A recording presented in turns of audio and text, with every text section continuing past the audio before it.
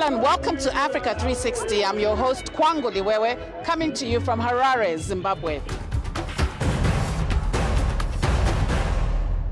Healing, deliverance, and prosperity. These are the promises that are drawing millions of Christians to Pentecostal churches.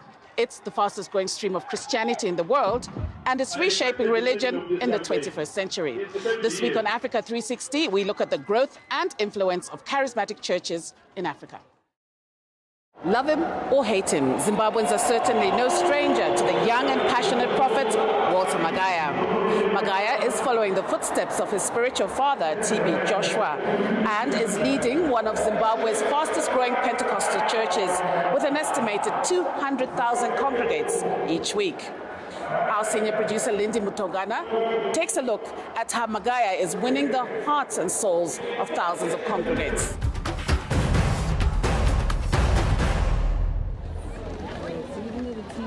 It's 10:30 in the morning.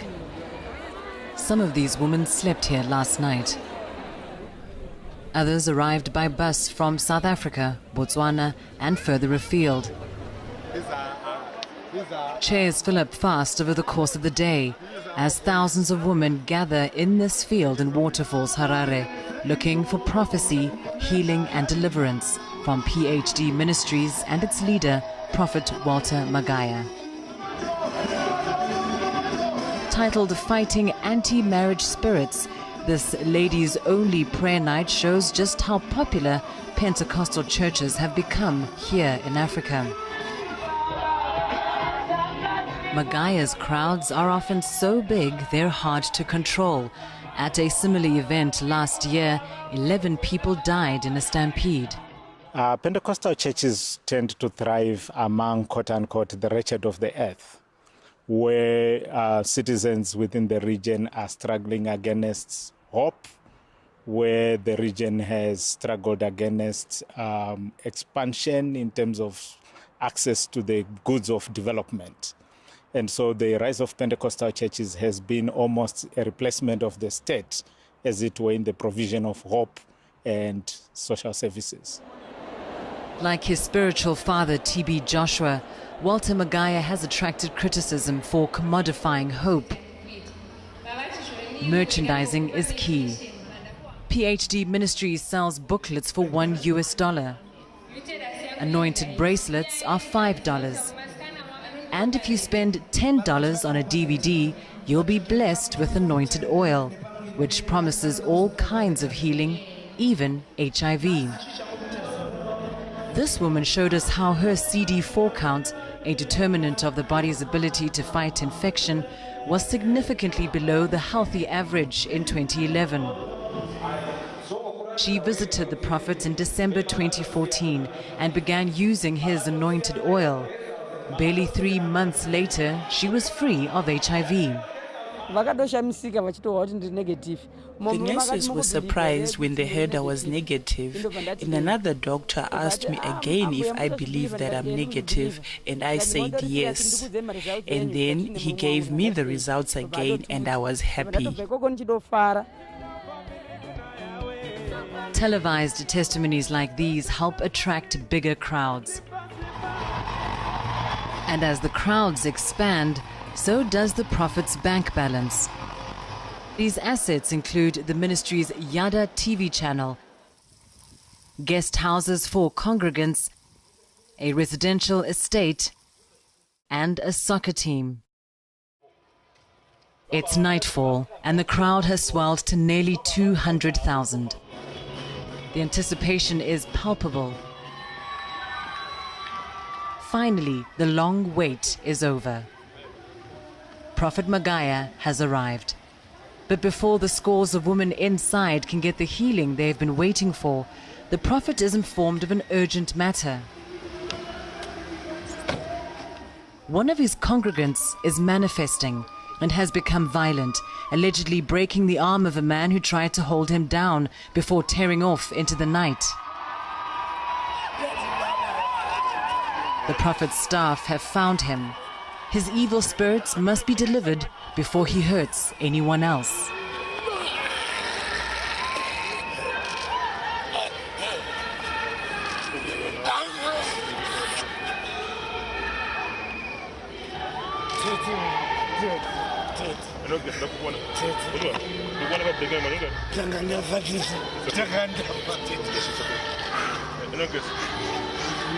One deliverance down, scores more to go. He moves calmly amid the frenzy inspired by his presence.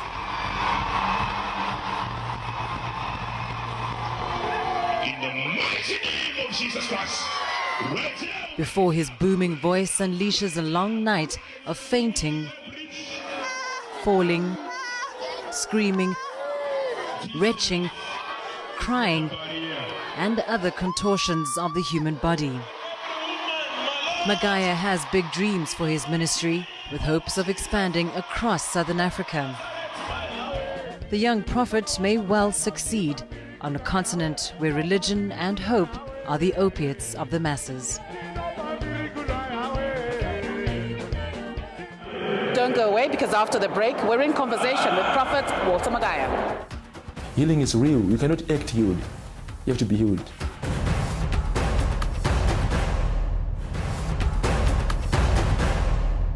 Prophet Magaya, thank you very much for speaking to Africa 360. Now, your church started about 4 years ago. And before that, little was known about you. Just tell us about your rise to prominence and how you got started. We started with 45 people. I visited this Koan, where I met Senior Prophet T.B. Joshua, and he gave a word of prophecy to me since I was a businessman. And he said to me, you're going on the wrong direction. Follow the call of the Lord of being a prophet. Your main line is deliverance, healing, and preaching the word. So I just followed the voice of God. Then we started with 45 people, and we increased daily up to where we are now. Prior to that, 4 years ago, you were not a pastor at all? I was not. I was a businessman. I was a project man. I was doing more than 16 projects. And when I visited SCORE and I had 8 project proposals in my hands, my main question was, which project should I do? And to my surprise, he dismissed all the projects and he said, follow the call. Now, obviously, he's a very controversial man, isn't he? And did he more or less ordain you, or what was the process like? No, not ordaining as such. You know, he's a man of God, controversial to many, but to me as a man, I respect him very much. So he didn't ordain me, but he just revealed what was in me in an open way, and I understood what he was saying. Is he your spiritual father? He is my spiritual father. He has been my mentor since. Even before he knew me, I respected him as my spiritual father. So he has been guiding me for all these past years. Now, as I mentioned earlier on, of course, he's a controversial man, and that also entails that you also become a controversial person. Now, how do you respond to some of the critics who say that you are actually not a man of God, and that your forces, or rather the miracles you perform and the healing you perform and the deliverance you perform is not coming actually from God? How do you respond? That makes us great, because sometimes when people criticize you, you check yourself every time, and you love to prove more and more to the world that God is alive. So our main proof is the testimonies. Even there at the SCORE, their main proof is the testimonies. How people testify is what only proves that we are real and we are coming from God. But the testimony is the only genuine proof that we have. When one comes with a before and they are sick, then they are healed, it only proves to them that God is alive. Some will argue as well that even the devil, for instance, can perform miracles. No, devil is a great limitation. Devil is a great limitation of performing miracles. There are some other miracles that the devil cannot do. For instance, deliverance cannot really happen in a big way from the devil, but the devil cannot cast himself out. So the way we do deliverance is a certain proof that we don't like devils on earth, so we push them away. Now, there's a lot of talk about false prophets. For instance, how can I, as a person, differentiate who a false prophet is and who a true man of God is? The truth about identifying a true prophet and a false prophet is usually under the spirit of discernment. One has to be in the midst of them to discern whether they are true or not. For sure, we cannot really say miracles can define a prophet, but discernment spirit, which is a gift from the Holy Spirit, is the one that can really tell whether they are looking at a true prophet or a false prophet. And their ways and what they do can determine whether they are true or they are false. So, for instance, if I'm a young Christian, therefore I won't be able to determine. I won't be able to. You can, but it's a gift which can be given to anyone. If you promote it, you can really tell. Now, last night we attended the women's service. We saw thousands upon thousands of women at your church coming to listen to your word, to praise and worship as well. And as soon as you got onto the stage, we saw people manifesting, we saw women rolling on the ground, we saw them vomiting, we saw them urinating. For me as a layperson, what was that all about? Yes, that was the biggest gathering of ladies ever in Zimbabwe.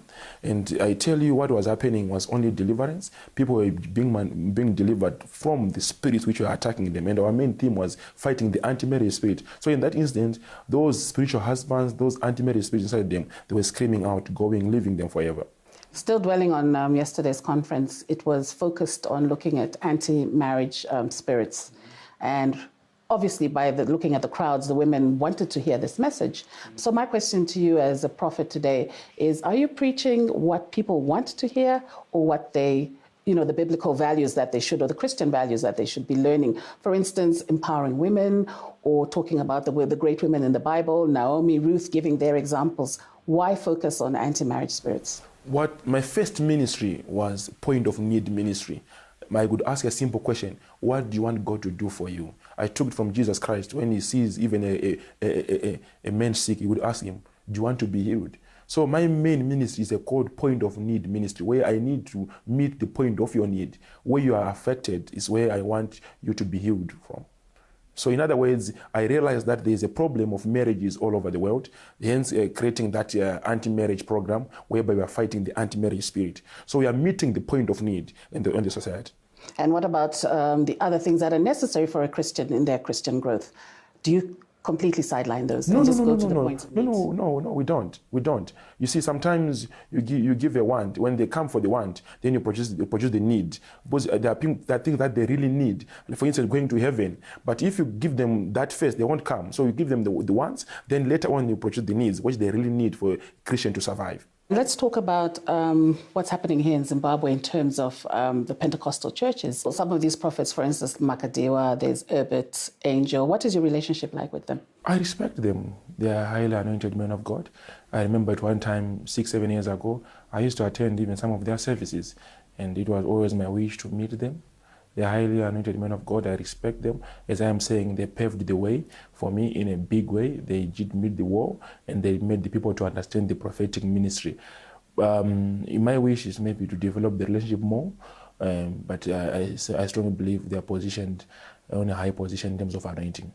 Now, just for the benefit of our viewers, just explain to us how it works here in Zimbabwe, because in other countries like in Nigeria and Zambia, there's usually more or less a governing body of churches, which most of the churches are affiliated to or subscribe to. Is that the case in Zimbabwe? And if so, are you a member of this? In the prophetic ministry, we are not yet affiliated to anybody yet, but I think the responsible authorities are looking into it so that we can have any board which governs and protects even our rights as a prophetic ministry.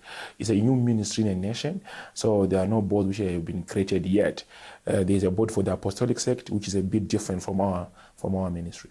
Now, let's go back to the process of healing, and you will correct me if I'm wrong, but it's usually believed that if you have faith, you can be healed. You can actually be healed. So my question is here, when we look at a lot of people who are coming to the church, they have different diseases, incurable diseases such as HIV and AIDS, cancer as well.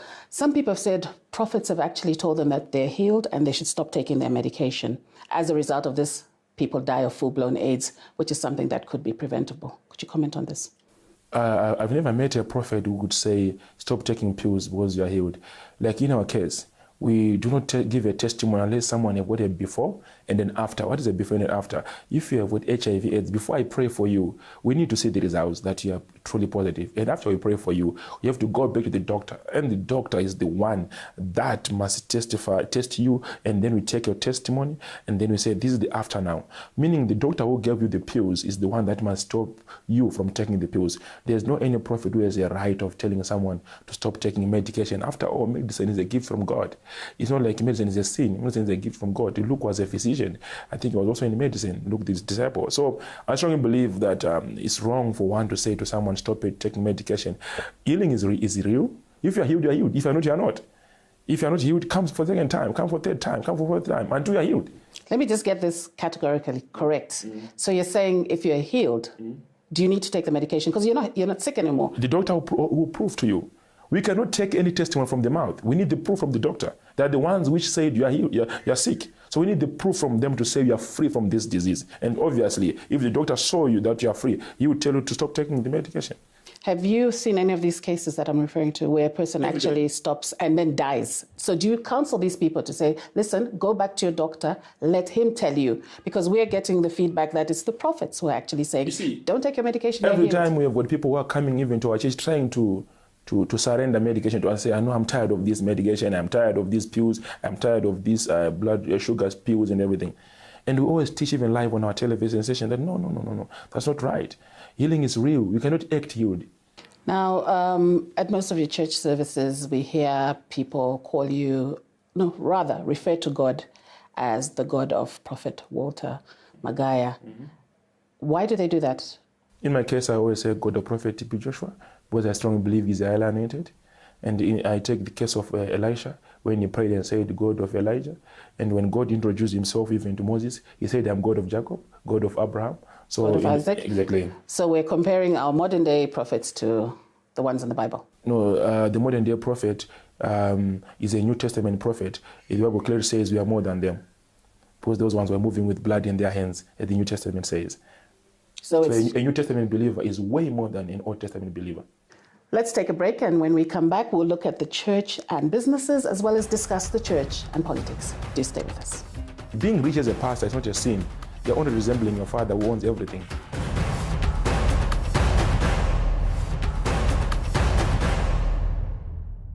Welcome back. We're having a very interesting discussion with Prophet Magaya. Let's talk about the church and businesses. It seems as if modern day churches, especially Pentecostal churches, are more for business. Why is that so? I hear people saying so, but not in my case. I encourage people to work. I encourage people to be motivative and to be innovative as well, so that they can at least work for their own lives and improve their own lives. And at the same time, our church is a movement. We want to improve the lives of many. We have got so many orphans. We have got so many charity things that we do. So in that case, we try by all means to do extra projects to support the ministry, that the ministry can also be able to stand on its own.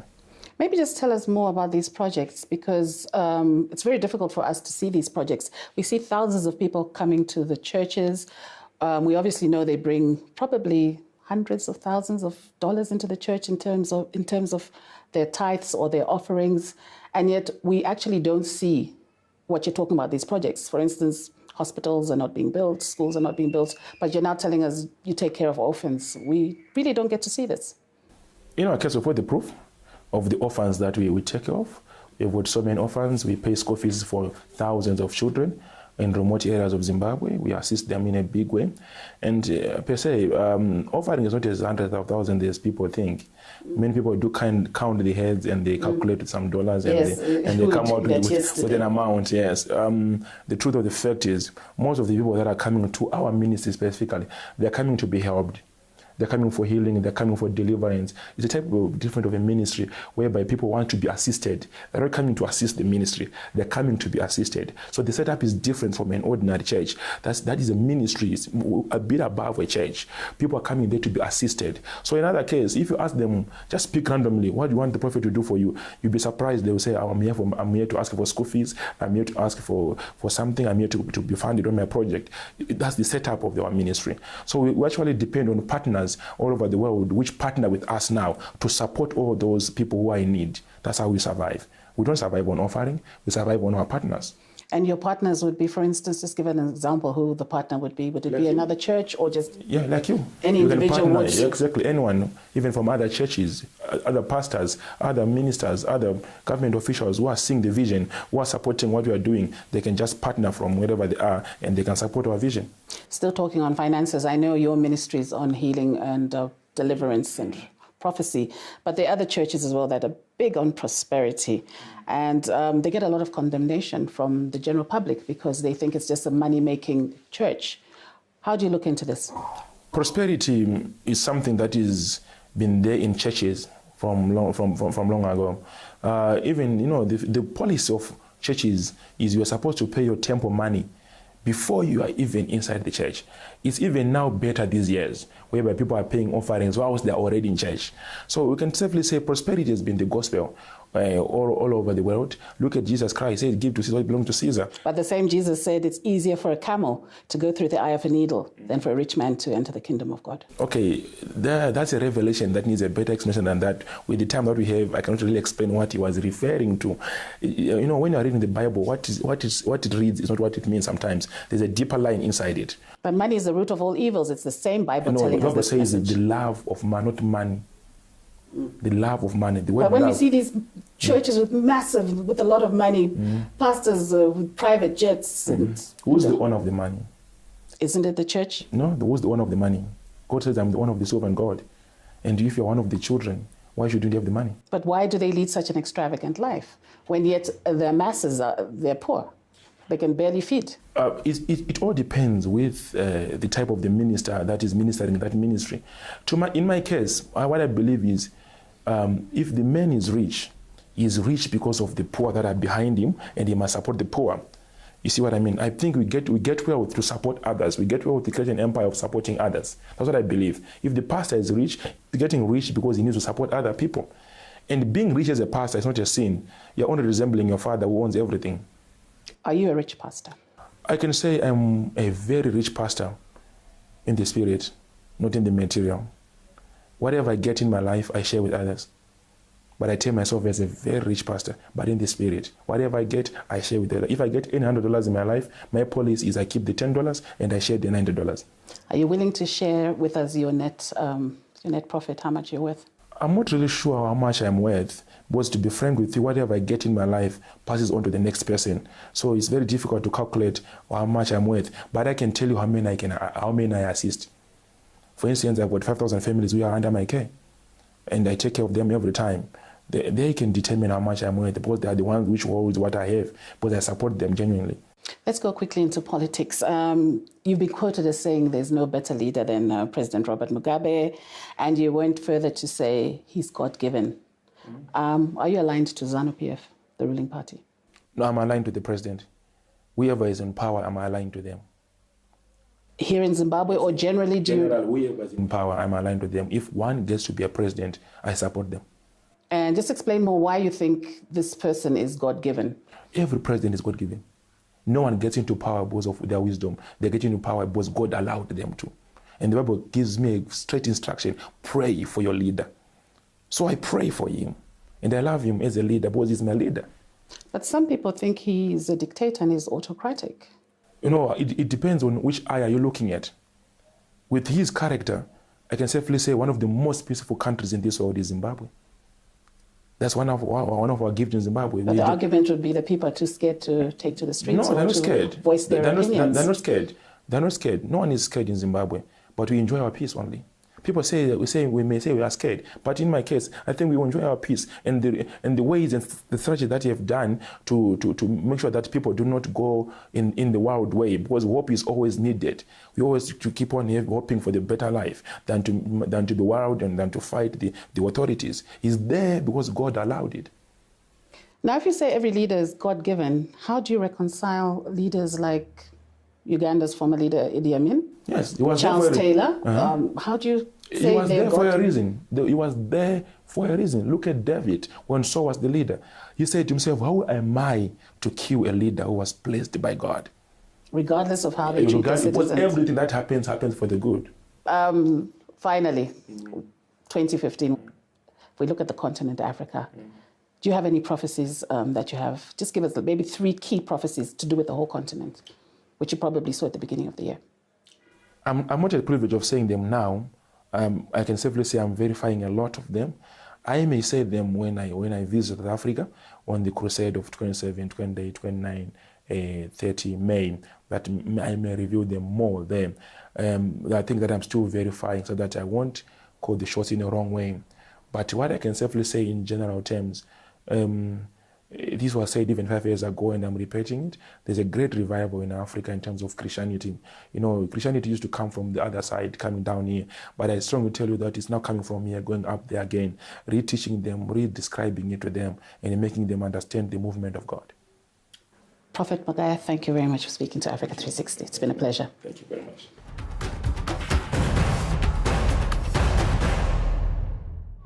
Well, that's where we have to leave it today, but we'd like to hear from you. Are these men truly men of God, or are they agents of darkness? You can go to our Facebook page or tweet us at A360_ENCA. Or you can send us an email to africa360@enca.com. So for now, it's goodbye from us. Thanks for watching.